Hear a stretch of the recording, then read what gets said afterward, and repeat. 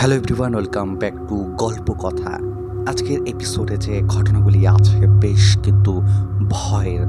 আজকে তারাপীঠের একটি ঘটনা আছে, মহাশ্মশানের, এবং আরও যে ঘটনাগুলি আছে একটি দার্জিলিংয়ের ঘটনা আছে। বেশ অদ্ভুত আজকের ঘটনাগুলো। কানে হেডফোন দিয়ে শুনতে থাকো আজকের এপিসোড। এবং একটা ছোট্ট রিকোয়েস্ট করতে চাই, যারা ঘটনা শুনছো প্লিজ লাইক আর কমেন্ট করতে ভুলো না। কথা বাড়াবো না বেশি, চলে যাব আজকের প্রথম ঘটনায়। আজকের যে প্রথম ঘটনাটি আছে বেশ অদ্ভুত এবং বেশ ভয়ের। ঘটনাটি দার্জিলিংয়ের ঘটনা। ঘটনাটি যেভাবে লিখেছে আমি ঘটনাটি ঠিক সেভাবেই পড়ছি। ঘটনাটি লিখেছে অনুরাধা ব্যানার্জি। তিনি ঘটনাটি যেভাবে লিখেছে আমি ঠিক সেভাবেই বলছি। আজ পর্যন্ত আমি ভূতের সম্মুখীন হইনি। আজ যে ঘটনাটা আপনাদের বলবো, ঘটনাটি আমাদের সাথে ঘটা। এই ঘটনাটা যে সময় তখন দার্জিলিং আজকের রূপে ছিল না। তখন দার্জিলিংয়ে সন্ধে নামার সাথে সাথেই দোকানপাটের ঝাঁপ বন্ধ হয়ে যেত। সময়টা 1998 সাল, জুলাই মাস, বর্ষাকাল।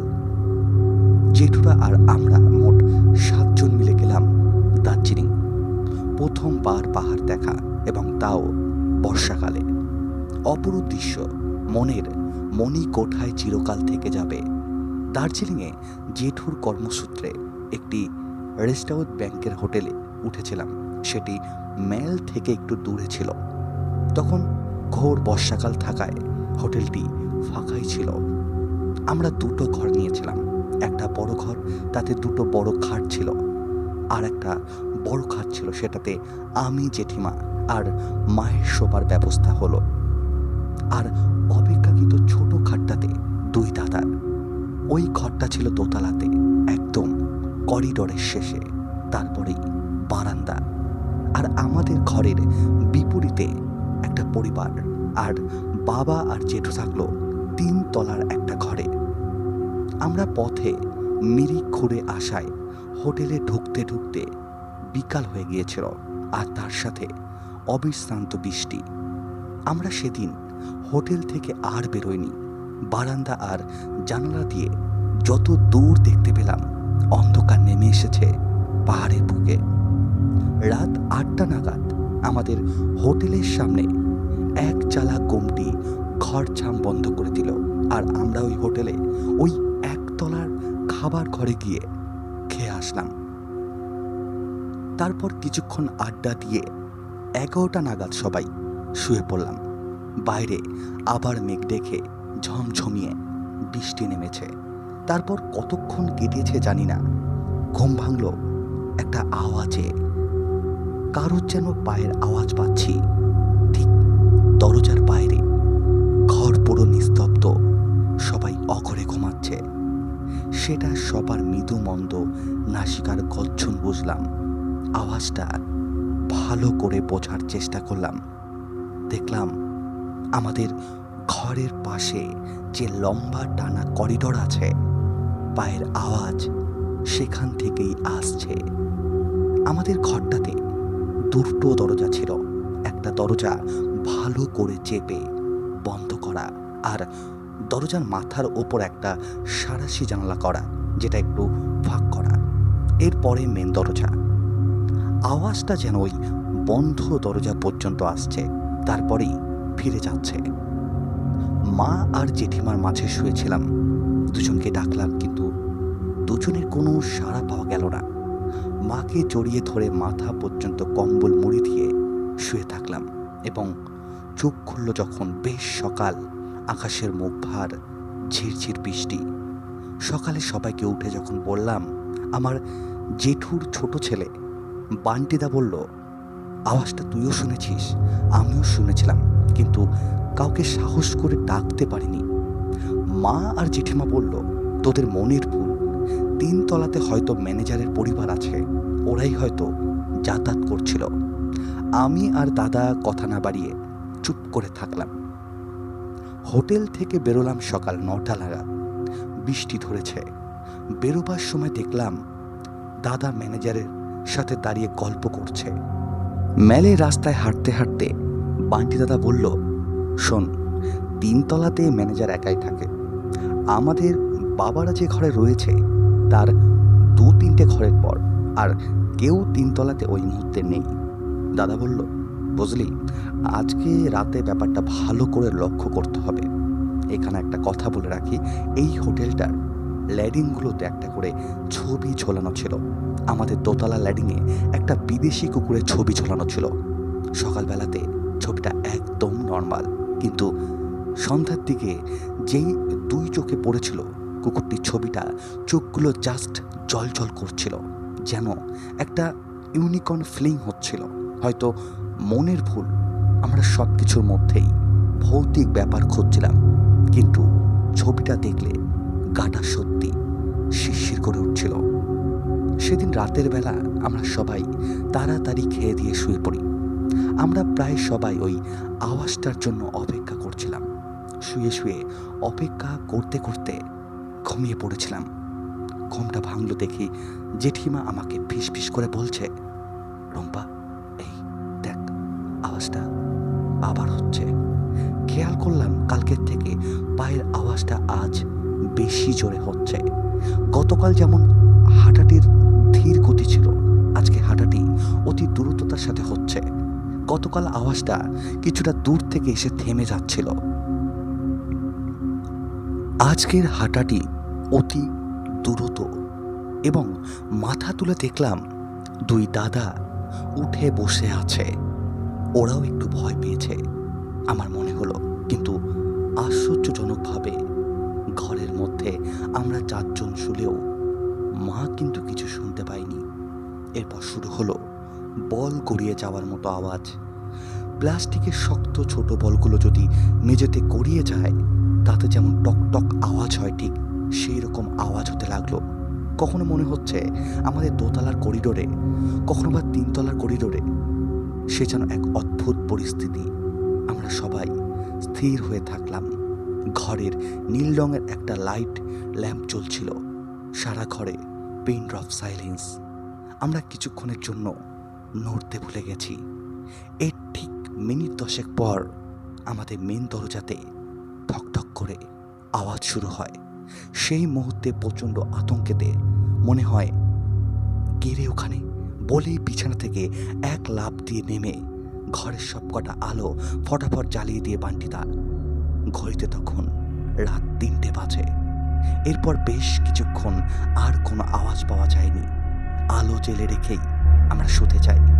সেদিন সকালে আমাদের সানলাইট সিন থাকায় আমরা আর ম্যানেজারের সাথে কথা না বলে বেরিয়ে পড়ি।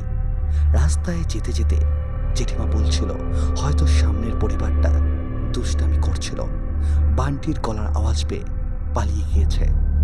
বাবা আর জেঠু উঠতে পারেনি। এরপরে আমাদের প্রচণ্ড ভয় হতে থাকে। বান্টিদা বলে, আজ রাতে দেখতেই হবে কি আছে।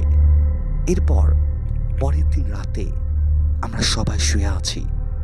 হঠাৎ আমার মনে হয় যে আমাদের করিডোরের সামনে কেউ একজন দাঁড়িয়ে আছে এবং আমার দিকে স্থিরভাবে তাকিয়ে রয়েছে। আমি প্রথমে প্রচণ্ড ভয় পেয়ে যাই। তারপর বান্টিদাকে ডাকি। বান্টিদাকে ডাকার পর বান্টিদাও যখন সেই করিডোরের দিকে তাকায় তখন খেয়াল করে সত্যি সত্যি কোনো এক মহিলা করিডোরের সামনে দাঁড়িয়ে আছে। আমরা প্রচণ্ড ভয় পেয়ে যাই, কি করব বুঝে উঠতে পারি না। এইভাবে সেই রাতটা কোনো রকম জেগে কাটিয়ে দিই। পরের দিন সকালে ম্যানেজারকে সমস্ত ঘটনা খুলে বলি। ম্যানেজারকে অনেক জোরাজুরি করার পর ম্যানেজার বলে যে অনেক বছর আগে বললেও ভুল হবে, প্রায় 10 থেকে 12 বছর আগে এইখানে একটা পরিবার থাকতো। এই পরিবার নাকি কোনো কারণবশত তারা ঘুরতে এসে কার অ্যাক্সিডেন্টে মারা যায় এবং সেই পরিবারের সমস্ত জিনিসপত্র এই হোটেল রুমেই ছিল। সেগুলো প্রায় অনেক দিন এই হোটেল রুমে ছিল, বাড়ির লোক এসে নিয়ে যায়নি। তারপর থেকেই নাকি এরকম ঘটনা প্রায় হতো। তারপরে আস্তে আস্তে তাদের সে জিনিসপত্র হোটেল থেকে নিয়ে যাওয়া হয় এবং ধীরে সুস্থে সব ঠিক হয়ে যায়। কিন্তু তার কয়েক মাস পর থেকেই এরকমটা শুরু হয়। এই ছিল ঘটনা। আমরা তারপর সেই হোটেল থেকে চলে আসি, আর কখনোই আমরা দার্জিলিংয়ে গেলে ওই হোটেলে দেখিয়ে দিই। আজকে যে প্রথম ঘটনাটি ছিল বেশ অদ্ভুত। তোমাদের কেমন লাগলো অবশ্যই কিন্তু কমেন্ট করে জানাও, এবং বলে দিই, তোমরা যারা গল্প কথায় ঘটনা পাঠাতে চাও অবশ্যই কিন্তু ঘটনা লিখে পাঠিয়ে দাও হোয়াটসঅ্যাপের মাধ্যমে। এবং তোমাদের আমি একটা রিকোয়েস্ট করতে চাই, প্লিজ এই রিকোয়েস্টটা তোমরা রাখো, যারা ঘটনা শুনছো প্লিজ লাইক আর কমেন্টটা করতে ভুলো না, কারণ তোমরা যদি লাইক আর কমেন্ট না করো তাহলে ঘটনা রিচ কিন্তু অনেকটাই কমে যায়। তাই তোমাদের কাছে আমি রিকোয়েস্ট করছি তোমরা লাইক আর কমেন্ট করো, কারণ তোমরা যদি সাপোর্ট না করো তাহলে কিন্তু সম্ভব নয় এগিয়ে যাওয়া। তাই আমি সব সময় তোমাদের কাছে রিকোয়েস্ট করি, প্লিজ লাইক আর কমেন্টটা করতে ভুলো না। আজকের যে দ্বিতীয় ঘটনাটি আছে সেটাও বেশ অদ্ভুত। আমি আশা করব আজকের দ্বিতীয় ঘটনাটা তোমাদের বেশ ভয় লাগবে। চলে যাচ্ছি আজকের দ্বিতীয় ঘটনায়। আজকের যে দ্বিতীয় ঘটনাটি আছে, যিনি লিখেছে ঘটনাটি, তিনি যেভাবে ঘটনাটি লিখেছে আমি ঠিক সেভাবেই ঘটনাটি বলছি। ঘটনাটি লিখেছে বিশ্বনাথ মিত্র। তিনি ঘটনাটি যেভাবে লিখেছে আমি ঠিক সেভাবেই বলছি। তারাপীঠের ঘটনা, আজ থেকে প্রায় 20 বছর আগের ঘটনা। সে সময় তারাপীঠ এখনকার মতো জমজমাট ছিল না। গোটা কয়েক মিষ্টির দোকান, ঘুপচি খোয়ালা কিছু অপরিচ্ছন্ন হোটেল, মন্দির আর মস্ত শ্মশান, এই নিয়ে ছিল তখনকার তারাপীঠ। হোটেলগুলোর খুব বদনাম ছিল, নানা রকম অসামাজিক কাজের আখড়া ছিল ওগুলো। পুজো দিতে আসা লোকজন বাধ্য হয়ে থাকতো। মন্দির চত্বর পুজোর সময়টুকু ভরা ভর্তি, পুজো শেষ হলেই শুনশান। সবাই কোথায় যে চলে যেত কে জানে, একমাত্র জেগে থাকতো সেই শ্মশান। অষ্টপ্রহর হয়তো চিতা জ্বলছে, নয় বহু সাধুর রকমারি গালবদ্ধতে মুখর। সে সময় গল্পের নায়ক আজকে আমি আমার যে বন্ধুর কথা বলছি, অলোক তন্ত্রমন্ত্র এগুলো নিয়ে হঠাৎই উৎসাহিত হয়ে উঠেছিল। অলোক আমার ছোটবেলার বন্ধু ছিল। বিভিন্ন লেখাপত্র পড়ে নিজেকে তৈরি করেছে তন্ত্র সাধনা সচক্ষে দেখতে চায়। শুধু তাই নয়, প্রকৃত তান্ত্রিক পেলে তার কাছে কিছু সাধন ক্রিয়াও শিখে নেওয়ার ইচ্ছে আছে। নিজের শহরের মহাকালী শ্মশানে প্রায় যাতায়াত করে এবং এক তান্ত্রিকের সাথে বেশ গুরু শিষ্যের সম্পর্ক তৈরি হয়েছে।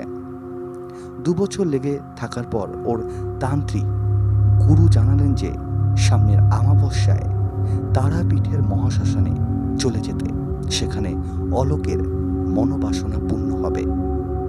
অলোক শুনেছে বিশেষ প্রক্রিয়ায় নাকি শ্মশান জাগানো যায়। ওর সেটা দেখার খুব ইচ্ছে। মহাকালী শ্মশানের তান্ত্রিকও সেই অনুরোধটি করেছিল। তিনি শুনেই চিমটি তুলে ওকে মারতে এসেছিল। লাল চোখ ঘুরিয়ে বলেছিল, শ্মশান জাগানো ছেলে খেলা নয়।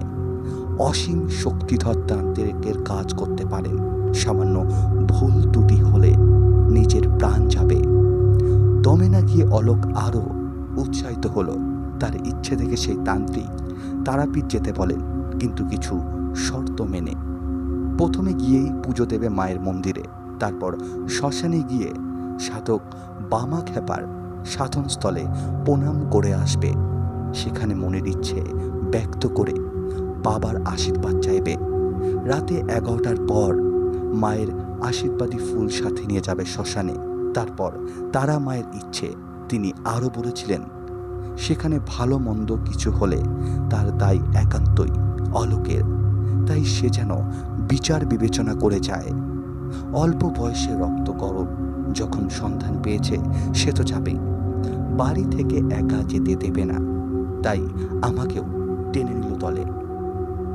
আমি অনেক আপত্তি করেছিলাম, সে শুনলই না, বরং ভয় দেখালো না গেল। আমার প্রেম কাহিনী যাতে বাড়িতে পৌঁছে যায় তার পাকা ব্যবস্থা করবে। অজ্ঞতা, ট্রেন পৌঁছালো অনেক দেরিতে। বিকেলের আগে মন্দির খুলবে না। আমরা একটা লজে উঠতে চান করে সোজা গেলাম শ্মশানে। আমি এখানেও আপত্তি করেছিলাম, কারণ মহাকালী শ্মশানের তান্ত্রিক আগে পুজো দিতে বলেছিলেন। উৎসাহে টকবক করে ফুটতে থাকা অলোক আমায় থরি পাত্তা দেয়। শ্মশানে গিয়ে বামা খেপার পঞ্চমন্ডির আসন খুঁজে বের করে সেখানে প্রণাম করল। আমি শুধু একটাই প্রার্থনা জানালাম, সাধের প্রাণ নিয়ে যেন বাড়ি ফিরতে পারি। ফিরে এসে মন্দিরে গেলাম। পুজো দিয়ে সন্ধ্যারতির পর লজে এসে খাবার খেলাম। এরপর খানিকটা বিশ্রাম নিয়ে রাতের জন্য প্রস্তুত হওয়া। সময় অনুযায়ী বেরোলাম। মন্দিরে গিয়ে আর একবার মায়ের মুখ দর্শন করে রওনা হলাম শ্মশানের দিকে। মন্দিরের বিশেষ পুজোর ব্যবস্থা হচ্ছে। আগেই বলেছি তখনকার তারাপীঠ ছিল নিঝুম, পথবাতি প্রায় নেই, যেগুলো আছে তাদের অনেক ওপরে ঝোলানো বাল্বের আলো পথে আলোর বদলে ছায়া দিচ্ছে বেশি। শ্মশানে কোনো বিজলি বাতি নেই। অনেক দূরে দূরে ধুনির আগুনের আভা। অন্ধকারে হাতড়ে হাতড়ে পথ চলছি।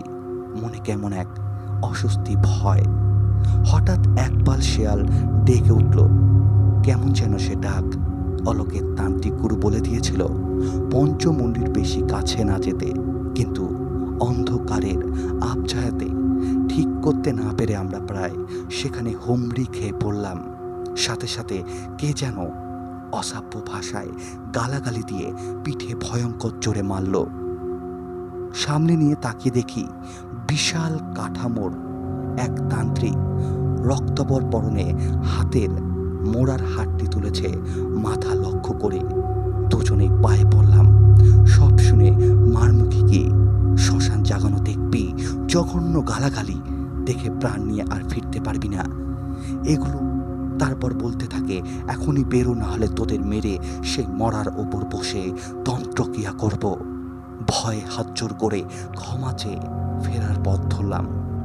অলোককে এত সহজে মানে? খানিক দূরে গিয়ে বলল আমি শ্মশান জাগানো না দেখে যাব না। গজ হয়ে দাঁড়িয়ে রইল। রেডিয়াম ডায়াল সময় দেখালো রাত 12:30। আমি ওর হাত ধরে টেনে চলেছি। চারপাশটা কেমন নিস্তব্ধ হয়ে গেল। দূরে কে যেন ভয়ঙ্কর অট্টহাসি হাসছে। গাছপালা চুপ, একটা পাতাও নড়ছে না। মনে হলো বায়ুশূন্য কোন জায়গায় আসি। নিঃশ্বাস নিতে দম পাচ্ছি না। পরিষ্কার বুঝলাম শ্মশান জেগে উঠেছে। কারা যেন ফিস ফিস করে করছে কথা।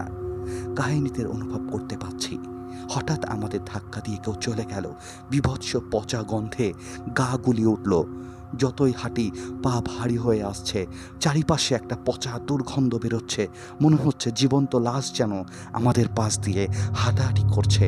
বুঝতে পারছি কিলবিলি কিছু পাশে চলেছে। এরপর দৃশ্যের জন্য তৈরি ছিলাম না। যে দৃশ্য আমরা দেখলাম, একটা পচা গলা দেহ কোনো জন্তু রক্ত মাংস খেতে খেতে হাঁটছে। জ্ঞান হারানোর আগে মায়ের পোষাটি ফুলটা চেপে ধরলাম। সকালে হুঁশ ফিরলে দেখি একটা চিতার পাশে পড়ে আছি। খানিক দূরে অলোক। সেখান থেকে উঠে কি করে লজে ফিরেছিলাম আজ ভাবলে অবাক লাগে। ভালো করে স্নান করে আবার মন্দিরে গিয়ে পুজো দিলাম। এসেই কোনো মতে খেয়ে বাস ধরে বাড়ি ফিরি। ফিরে এসে অলোক ওর সেই তান্ত্রিক গুরুর আর খোঁজ পাইনি। এটাই ছিল ঘটনা। ঘটনাটা কিন্তু বেশ অদ্ভুত এবং আমি তোমাদের তারাপীঠ সম্বন্ধে কিছু কথা বলতে চাই, যেটা আমার নিজস্ব অভিজ্ঞতা। সত্যি বলতে যারা তারাপীঠে গেছো, আমার যে শ্রোতারা ঘটনা শুনছো, তারা অনেকেই জানো যে এখন তারাপীঠ পুরো অন্যরকম হয়ে গেছে এবং এখন তারাপীঠে শ্মশানেও একটা অন্যরকম পরিবেশ। কারণ আমরা যখন আগের বছর যাই 2023-এর শেষের দিকে যখন যাই, একটা আলাদা রকম অনুভূতি, মানে অন্যরকম একটা অনুভূতি খেয়াল করি যখন শ্মশানে ঢুকি। যখন মায়ের মন্দিরে যখন যাই তখন একটা আলাদা অনুভূতি তো অবশ্যই হয়, কিন্তু যখন শ্মশানে যাই তখন একটা সত্যি একটা অন্যরকম ফিলিংস হচ্ছিল। এবং বলে রাখি, তোমরা যারা এখনও অবধি তারাপীঠে যাওনি, আমি তাদেরকে বলবো অবশ্যই একবার মায়ের মন্দির থেকে ঘুরে আসো। অবশ্যই মহাশ্মশান থেকে তোমরা ঘুরে আসো। এবং আমি তোমাদের গ্যারান্টি দিয়ে বলতে পারি, তোমাদের যদি কোনো মনের আশা থাকে, তোমরা যদি সেখানে গিয়ে তোমাদের মনের আশাটা ব্যক্ত করতে পারো, অবশ্যই তোমাদের মনের আশা পূর্ণ হবে। এবং একটা বিশেষ করে একটা কথা বলি, যদি তোমরা তারাপীঠে যাও অবশ্যই কিন্তু আমাদের যে সাধক ব্যামাখাপা আছে তার যে বাড়ি আছে সেখান থেকে কিন্তু অবশ্যই একবার ঘুরে এসো। এবং তারাপীঠ নিয়ে অনেক কিছু জানার আছে। তোমরা যদি গুগলে সার্চ করো তাহলে কিন্তু তারাপীঠ সম্বন্ধে অনেক কিছু জানতে পারবে। এবং বলে রাখি, তারাপীঠে গেলে দেখবে একটা সাধক বামাখ্যাপার যে মূর্তিটা আছে, সে মূর্তির সামনে দাঁড়ালে কিন্তু একটা আলাদা রকম অনুভূতি মনে হয়। এটা আমি আমার নিজের অভিজ্ঞতা বললাম। আমি এই বছর আবারও আমার যাওয়ার ইচ্ছা আছে। এবং আমার প্রথমবার যখন আমি তারাপীঠে যাই আমার ইচ্ছা ছিল তোমাদের সাথে লাইভে আসবো এবং তোমাদের তারাপীঠ শ্মশানটাকে দেখাবো, তবে সেটা আমার হয়ে ওঠেনি। তবে এবছর পুরোপুরি ইচ্ছা আছে, আমি যদি তারাপীঠ মহাশ্মশানে যাই, আমি তারাপীঠ মহাশ্মশান থেকে তোমাদের ঘটনা পড়ে শোনাবো। আমি ওইখানকার সাধক বামাখ্যাপা সম্পর্কে আমি তোমাদেরকে কিছু কথা বলবো, যেগুলো আমি জানি, যেগুলো নিয়ে আমি রিসার্চ করেছি, আমি যেগুলো সম্বন্ধে আমি জানি। কারণ আমি বিগত কিছুদিন ধরে তারাপীঠ সম্বন্ধে অনেক কিছুই রিসার্চ করছি বা অনেক কিছুই পড়ছি, সাধক বামাখ্যাপা সম্পর্কে আমি পড়ছি। তো যেগুলো আমি পড়ছি জানছি, আমি অবশ্যই তারাপীঠে যদি যাই আমি সেইখান থেকে লাইভে আমি তোমাদের সাথে সেগুলো অবশ্যই শেয়ার করব। তার আগে তোমরা যারা এখনও ঘুরে আসোনি তারাপীঠ থেকে, অবশ্যই কিন্তু ঘুরে আসো তারাপীঠ থেকে, খুব ভালো লাগবে, মন ভালো হয়ে যাবে। আজকের যে দ্বিতীয় ঘটনাটা ছিল বেশ অদ্ভুত ছিল, এবং যে তৃতীয় ঘটনাটি যেটা আছে সেটাও কিন্তু বেশ অদ্ভুত এবং বেশ ভয়ের। তৃতীয় ঘটনায় যাওয়ার আগে বলতে চাই, যারা এখনও অবধি চ্যানেলটিকে সাবস্ক্রাইব করোনি অবশ্যই কিন্তু চ্যানেলটি সাবস্ক্রাইব করে গল্পকথার পাশে থাকো। কারণ তোমরা যদি চ্যানেলটি সাবস্ক্রাইব না করো তাহলে কিন্তু চ্যানেলটা অনেকের কাছে পৌঁছাবে না। একটা ছোট্ট রিকোয়েস্ট করতে চাই, প্লিজ লাইক আর কমেন্ট করতে ভুলো না। তোমরা যদি লাইক আর কমেন্টও না করো তাহলে কিন্তু ঘটনার রিচ অনেকটাই কমে যায়, এবং যেহেতু অনেক গরম পড়েছে, গরমের মাঝখানে বসে তোমাদের জন্য ঘটনা রেকর্ড করা এবং খারাপ ভালো প্রত্যেকটা পরিস্থিতিতে আমি তোমাদের জন্য ঘটনা বলি, ঘটনা রেকর্ড করি, এবং কখন কোন পরিস্থিতিতে থাকি সেটা তো সবসময় সবাইকে বলা যায় না। খারাপ ভালো সমস্ত পরিস্থিতিতে আমি মনে করি যে তোমাদের যাতে ঘটনা পড়ে শোনাতে পারি। চলে যাব আজকের যে তৃতীয় ঘটনাটি আছে, সেটাও বেশ অদ্ভুত একটা গ্রামের ঘটনা, তেঁতুল গাছকে কেন্দ্র করে ঘটনাটি। আশা করছি তোমাদের বেশ ভয় লাগবে, এবং ঘটনাটি বাংলাদেশের। আমরা জানি যে বাংলাদেশের যে ঘটনাগুলি থাকে বেশ অদ্ভুত, এবং বাংলাদেশ থেকেও অনেকে আছো যারা গল্পকথাকে খুব ভালোবাসো। আশা করব তোমাদেরও ভালো লাগবে, এবং বাংলাদেশ থেকে আমার যে বন্ধু ভাই দাদা দিদি যারা ঘটনা শুনছো, তোমরা প্লিজ ঘটনা লিখে পাঠাও হোয়াটসঅ্যাপের মাধ্যমে। হোয়াটসঅ্যাপ নাম্বারটি দেওয়া আছে, তোমরা সেখানে ঘটনা লিখে পাঠিয়ে দিতে পারো, অথবা তোমাদের যদি হোয়াটসঅ্যাপে যদি ঘটনা না পাঠাতে পারো তাহলে অবশ্যই আমাকে জিমেলে ঘটনা পাঠাতে পারো। যারা বাংলাদেশ থেকে ঘটনা শুনছো, জিমেলটি আছে হচ্ছে গল্পকথা অফিসিয়াল story@gmail.com, তোমরা সেখানে ঘটনা পাঠাতে পারো। চলে যাচ্ছি আজকে দ্বিতীয় ঘটনায়। ঘটনাটি বেশ অদ্ভুত এবং বেশ ভয়ের। ঘটনাটি লিখেছে MD রাহান ইসলাম। তিনি ঘটনাটি যেভাবে লিখেছে আমি ঠিক সেভাবেই পড়ছি। ঘটনাটি শুরু হয় 2001 নভেম্বর মাসে, আর নভেম্বর মাস মানেই বাংলাদেশের শীতের মাস। গল্পটি আমার একজন বন্ধুর কাছ থেকে শোনা। আমার বন্ধুর নাম আসিফ, যিনি ভিকটিম হয়েছিলেন। তিনি বলতে গেল আসিফের মামাতো মামা, মানে আসিফের আম্মুর আপন মামাতো ভাই। ঘটনাটির স্থান বগুড়া জেলার শিবগঞ্জ উপজেলার মোকামাতলা ইউনিয়নের হরিপুর গ্রামের। মূল ঘটনায় যাওয়ার আগে আরও পিছিয়ে যেতে হবে প্রায় 80-90 বছর আগে। প্রথমে ঘটনার একটি পেছনের ঘটনার কথা বলতে হবে। আসিফ ভাইয়ের নানির দাদা বগুড়া সারিয়াকান্দির উপজেলার যমুনা নদীর পাড়ের কোনো এক ভাঙন প্রবণ এলাকা ছেড়ে ব্রিটিশ আমলে 300 শতাব্দীর শুরুর দিকে বর্তমান ঠিকানায় চলে আসে। তিনি অত্যন্ত ধনী মানুষ ছিলেন। সে আমলে এমনিতে মানুষ কম ছিল, আর তিনি নতুন এসে যে জায়গায় ঘরবাড়ি করে তার আশপাশে মাইলের পর মাইল কোনো লোকজন ছিল না, শুধু ফসলের জমি ছিল। চারিদিক খোলা, মানে মানুষজনহীন জমি। সেখানে জঙ্গল বাগান দেখি কোনো কিছুর অভাব ছিল না।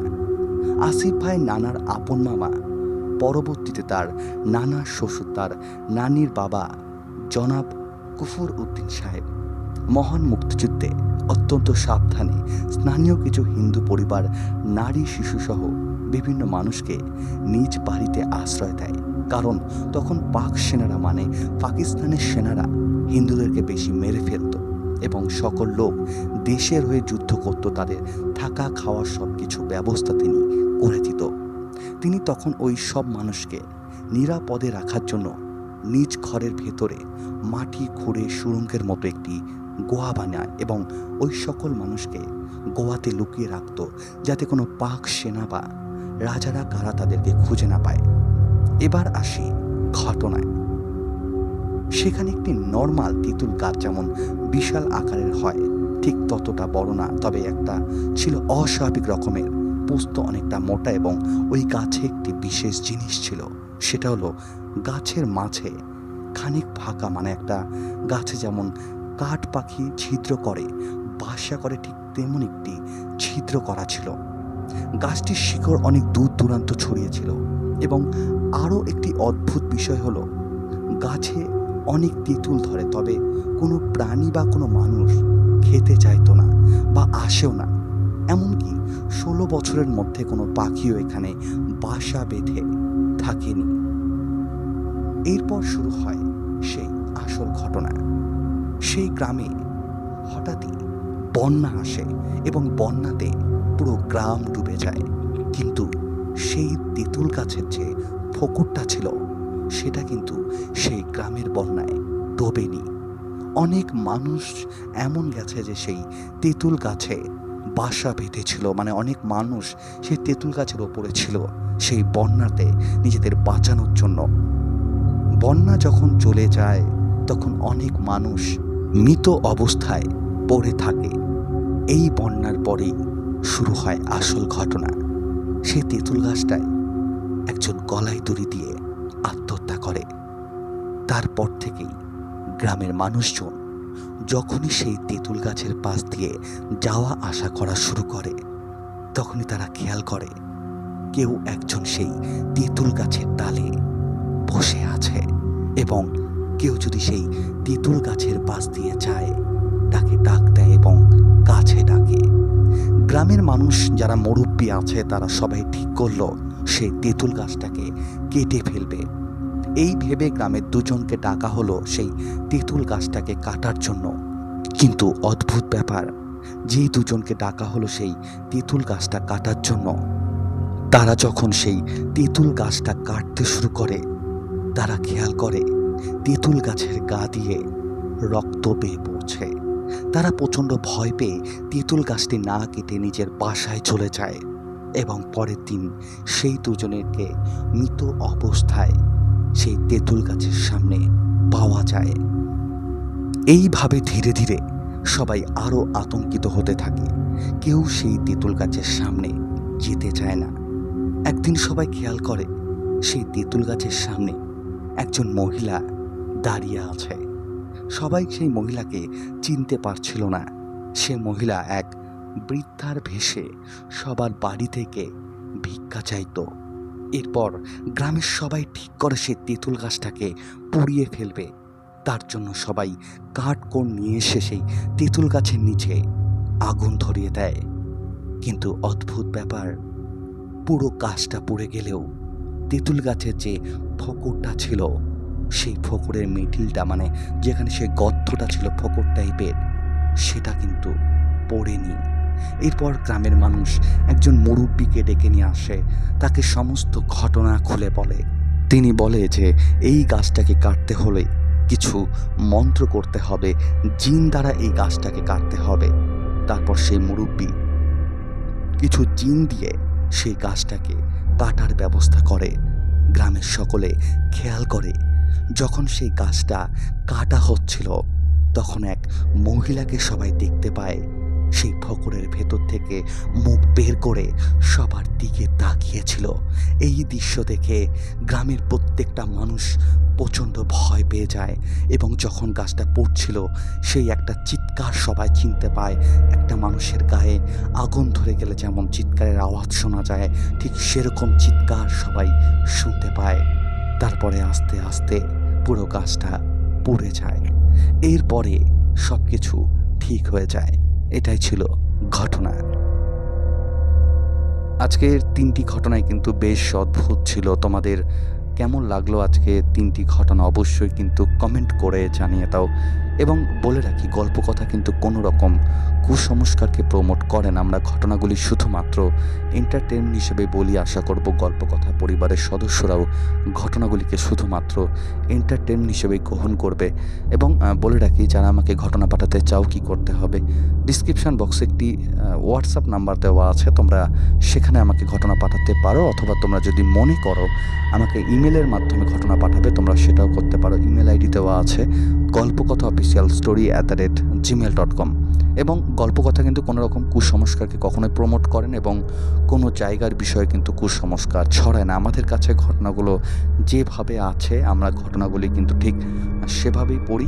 যদি কারোর কোনো অসুবিধা থেকে থাকে বা কারোর যদি কোনো মতামত দেওয়ার থাকে অবশ্যই সেটা কমেন্ট বক্সে দিয়ে দিও, এবং যারা শেষ অবধি ঘটনা শুনেছো প্লিজ লাইক আর কমেন্ট করতে ভুলো না, কারণ তোমরা যদি লাইক আর কমেন্ট না করো তাহলে কিন্তু ঘটনার রিচ অনেকটাই কমে যায়। তাই রিকোয়েস্ট করব লাইক আর কমেন্ট করে গল্পকথার পাশে থাকো।